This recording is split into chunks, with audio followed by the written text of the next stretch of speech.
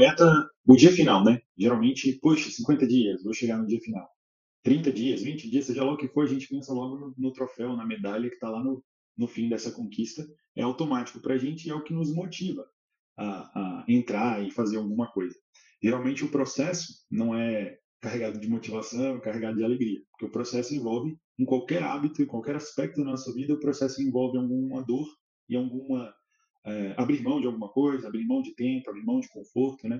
Então, no meio desse trajeto, a gente é seduzido a desistir, né? Isso em qualquer coisa que a gente pense em fazer, geralmente a gente vai ser seduzido a parar, a botar o pé no freio, ou, no meu caso, eu me vejo como um bom procrastinador, a nem começar. Eu sou seduzido pelo perfeccionismo, de querer tudo muito perfeito, então eu nem começo, ou então pela desistência de achar que eu não vou conseguir, então eu não vou nem passar por essa vergonha, não vou começar não, porque não vou dar conta, então é melhor eu nem fazer. Isso é um dos defeitos, né, pecados que eu tenho.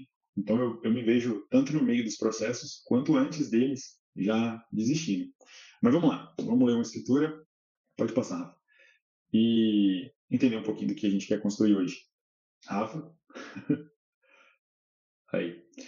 Em 2 Coríntios 8:11, Paulo está falando com a igreja sobre as ofertas, para eles contribuírem, como poderiam contribuir, de acordo com o que eles tinham, com todo o coração. E dentro desse verso, a gente, pensando em procrastinação, desistência, né, ele traz um pedacinho assim ao começo que chama a atenção. Ele fala assim: agora completem a obra, para que a forte disposição de realizá-la seja igualada pelo zelo em concluí-la, de acordo com os bens que vocês possuem. Então, quando fala assim, forte disposição de realizá-la, quem topa fazer isso? Eu. A gente geralmente está disposto ali naquele negócio. E na hora que começa a subir tijolo por tijolo, e você vê que o cimento precisa carregar brita, areia, massa, um carrinho de mão cheia, e quando a casa sobe, você precisa construir um andame para continuar aquela construção, seja lá o que for, vai dando um desânimo, a energia já não é muito a mesma, então a gente vai começando a desandar, né? De acordo com o tempo passa. Então, Paulo fala com a igreja, né? Está falando sobre doar, sobre ofertar para outras cidades, outras igrejas, e nesse meio tempo ele comenta ó, que o ânimo que vocês tiveram para começar seja o mesmo para realizar. Então, insistam, né? Persistam, não desistam nem antes de começar e nem no meio do processo. Pode passar. Eu estou treinando para uma corrida, né? Eu coloquei, no começo do ano, eu coloquei uma meta que em maio eu vou correr 21 quilômetros. E eu estou construindo o caminho até lá. Não, nunca corri nem 15 quilômetros direto, nem 10. Eu só fiz prova de 5 quilômetros até hoje. E a última que eu tinha feito, até o começo desse ano, foi em fevereiro de 2014. Então, já tinha mais de 10 anos que eu tinha corrido 5 quilômetros assim. Eu devo ter caminhado essas distâncias aí em algum dia, em alguma viagem, com certeza, andando com o pai da Thalita aqui pelas roças da vida. Mas, como prova de corrida assim, já tinha muito tempo que eu não fazia. E domingo agora, como eu até postei o vídeo lá, eu corri com a Cidinha, a mãe da Thalita, e uma outra aluna querida, a Judite. A gente fez a prova, elas correram 3 quilômetros, né? E eu corri a prova de 5. E uma coisa que veio muito na minha cabeça, não sei se eu não me alimentei direito no dia anterior, acho que eu comi um pouquinho demais, estava cansado, o sol estava muito quente, embora tenha sido 8 horas da manhã, 8 e pouco, estava muito quente aqui em Formosa, então, todo mundo reclamou disso, inclusive, né, os alunos que eu tinha lá, que eu conhecia. Então, no meio da prova, eu estava exausto, eu vi que eu não ia conseguir melhorar o tempo, que a minha intenção era melhorar o tempo que eu tinha feito um domingo antes. Então, no domingo anterior, eu corri 5 quilômetros em 28 minutos, eu falei, poxa, eu vou tentar chegar 1 minuto ou 2 mais rápidos. E eu vi que não ia dar, eu estava olhando pro relógio, o coração batendo lá em cima, 180 batimentos, no limite, e eu falei assim, cara, não vai dar. E aí, em algum momento da prova, quando eu estava indo ainda, né, meu trajeto foi maior, eu vi as duas passando e voltando, já chegando para a linha de chegada, os 3 quilômetros dela. Nos meus cálculos, a gente fecharia juntos os 30 minutos, que era o tempo que elas levavam, e eu levaria para fechar os 5 km e 400. Aí, quando eu vi, eu dei um tchauzinho, bora, animei elas lá e continuei correndo, mas meu corpo ficou repetindo isso para mim. Tá bom, volta daqui mesmo. Entra no retorno desse aqui, a pista ia até um final, assim, mais distante, e eu fiquei me repetindo, volta daqui mesmo, tá bom. E aí eu respirei fundo e eu lutei mesmo com a minha mente, porque a minha sensação tá bom, você não comeu muito bem, comecei a passar a mão na minha própria cabeça. Você não tá se sentindo muito bem, então volta daqui mesmo, tem minha corrida, só faz o vídeo, comemora com as duas alunas lá, tá ótimo, não tem pressa. Eu me repeti isso várias vezes. Eu falei, não, eu vou, e continuei correndo e consegui fechar, né? Pode passar, Rafa. O tempo inteiro a gente tá se auto-sabotando de alguma forma, né? Vem essas palavras próprias de conforto, pelo menos para mim tá bom, aquilo que você fez já tá legal, pode parar por aqui. Ou então melhor não tentar não, você não vai conseguir, então deixa a corrida para lá, fica só aqui, tira as fotos aí delas, corre junto com elas, né? Cheguei a cogitar isso antes de correr os 5 quilômetros.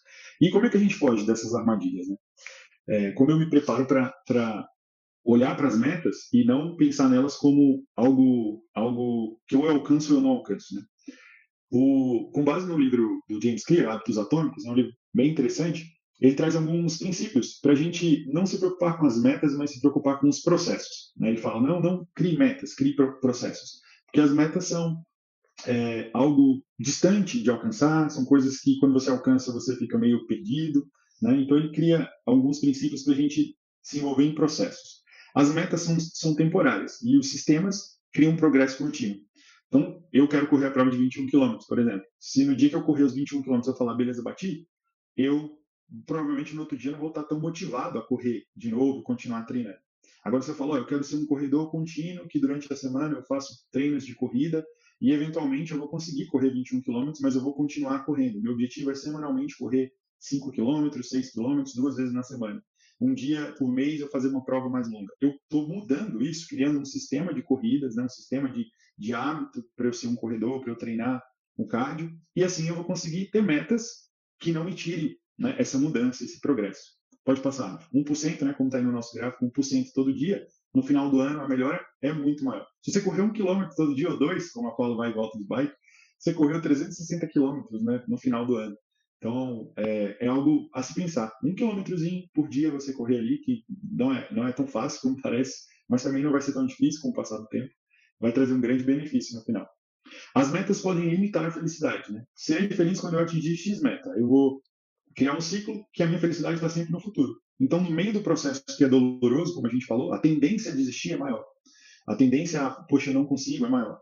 Até na vida espiritual mesmo, a gente fala, poxa, eu só vou conseguir me ver bem como um cristão quando eu não pecar mais nisso, ou quando eu não errar mais naquilo, ou quando eu evangelizar 100 pessoas, ou quando eu batizar 30 pessoas. Está lá no futuro esse desejo, essa meta. Então, de acordo com o que eu não atinjo, a tendência é eu me desanimar, desistir, me enxergar como uma pessoa que não consegue fazer o que eu desejo, aumenta. E isso coloca a gente para baixo, vai trazer na nossa mente a sensação de desistência que é melhor, de que você não consegue, de que você não é capaz, por exemplo. Eu ouvi uma história, não me lembro onde, em algum desses podcasts que eu já ouvi na vida, né, sobre um homem que ele trabalhou com um aluno dele, ele era coach, algo do tipo, e o aluno tinha o objetivo de ganhar 100 mil por mês, desenvolver uma empresa, ter um trabalho que ele ganhasse 100 mil por mês. E ele atingiu, assim, em tempo recorde na vida dele. Então, lá pelos seus 30 e poucos anos, ele faturava 100 mil reais por mês. E aí, depois que ele conseguiu estabilizar isso, ele entrou numa depressão profunda, porque ele não tinha mais nenhum objetivo na vida. De ficar em casa, de não saber o que fazer, a empresa girava sozinha, o dinheiro entrava, e ele não, acabou. A meta da vida dele, que era fazer 100 mil, chegou muito rápido, e ele se viu num beco sem saída, como está aí na foto. Poxa, e agora? Não tenho o que fazer. E esse professor com ele, né, esse coach, foi desenvolvendo ele a pensar, poxa, o que você faz? O que a sua empresa faz? Quantas famílias dependem da sua empresa? Quantas pessoas trabalham com você? E se você botar objetivos como, poxa, o meu objetivo é ter o maior número de famílias trabalhando e sendo prósperas através do meu trabalho. Isso é um número inatingível, porque ele pode abrir uma outra empresa, ir para um outro estado, ir para um outro país, ensinar os empregados dele a abrirem empresas, a terem os próprios negócios. Então, isso abriu um leque para ele, que o dinheiro era uma consequência do propósito maior de vida que ele tinha. E ele fala como foi positivo, né? E o cara conseguiu se reencontrar na vida e criar novas oportunidades para ele ter um propósito de desenvolvimento a longo prazo, que passava muito além de qualquer meta que ele pudesse atingir. Pode passar, Rafa. Metas dependem da força de vontade, sistemas criam hábitos, né? Quando eu falei da corrida, por exemplo, a minha força de vontade no meio da corrida estava lá embaixo, a motivação terrível, eu doido para desistir. E então você fica dependendo de alguém gritar ali, vai, eu consegui, não vai, da música tá legal no fone, que na hora que tem uma música chata você começa a correr meio desengonçado, ou a sensação do corpo tá ruim, ou dependendo de quem ou o que você está esperando lá no final. A meta sempre vai precisar dessa força extra, dessa motivação momentânea. E o sistema não. Poxa, hoje eu vou correr 100 quilômetros, esse é o meu objetivo, já está aqui marcado, não é uma meta final, é só parte do trajeto. Então, a nossa mente trabalha de outra forma. Vai com calma, você vai conseguir, não precisa desesperar. Meu tempo não foi bom, mas na próxima vai ser. Essa não é o dia final, o beco sem saída, né? Você continua desenvolvendo, criando hábitos. o tempo inteiro. Um bom sistema torna as ações automáticas também, tudo aquilo que a gente falou, né, de criar os hábitos de forma organizada, não precisando de estar renovando a sua força constantemente ou tendo uma motivação externa o tempo inteiro. Pode passar, Rafa. O foco deve ser, esses foram os princípios, né, que ele passa, mas uma das coisas que ele traz no livro também, o foco é que o foco deve ser em me tornar o tipo de pessoa que eu desejo. Então, quando eu falei, por exemplo, na Paula, corredora, né, eu falo, não, eu quero correr igual a Paula. Então, eu vou ter o foco de correr e pedalar igual a Paula.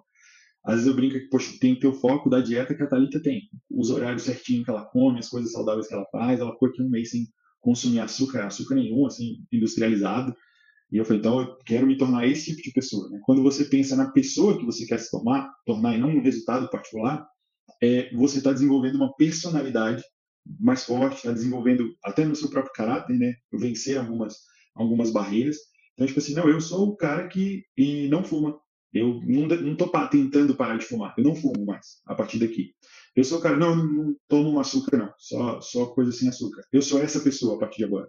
O meu foco é me tornar essa pessoa e não alguém que ficou 40 dias sem consumir açúcar e eventualmente perdeu 3 quilos para caber no vestido de casamento. Então, o foco tem que ser em transformar quem a gente é. Né?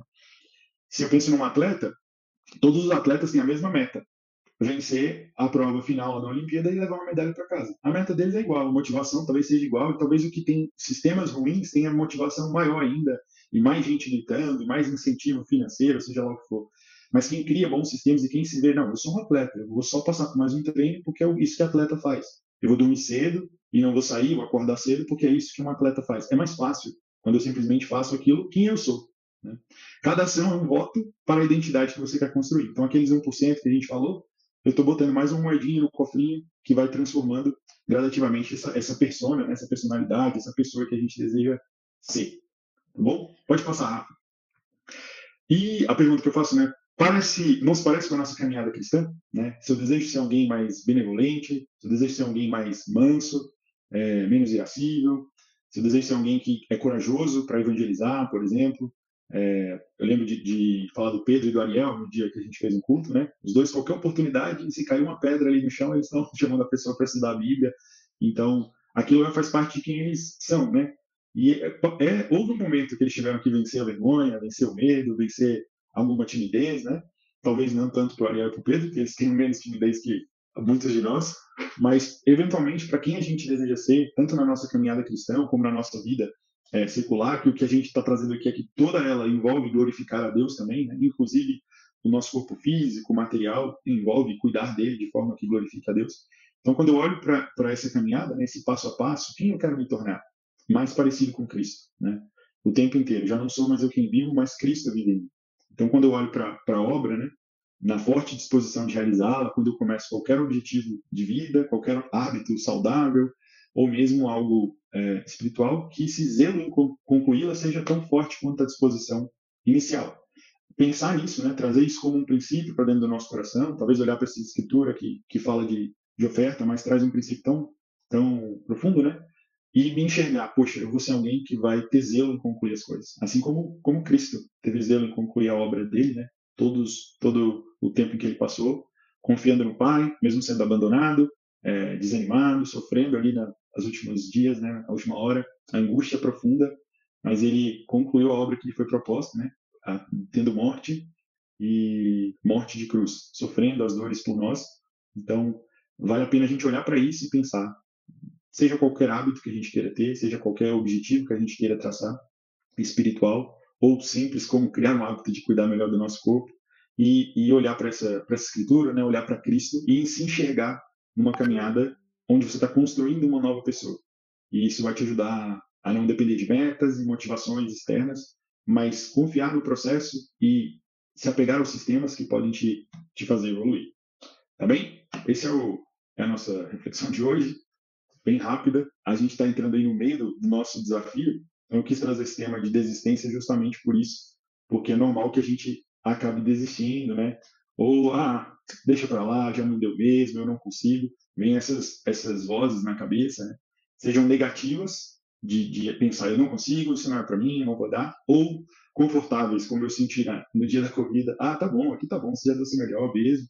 E volta daí metade do caminho, tira as fotos lá com a medalha e tá tudo certo. Então, que isso possa nos inspirar, né? Certamente também me alfineta, me inspira, e não só nesse aspecto, né, do cuidado do corpo, mas também na nossa caminhada cristã, tá bom?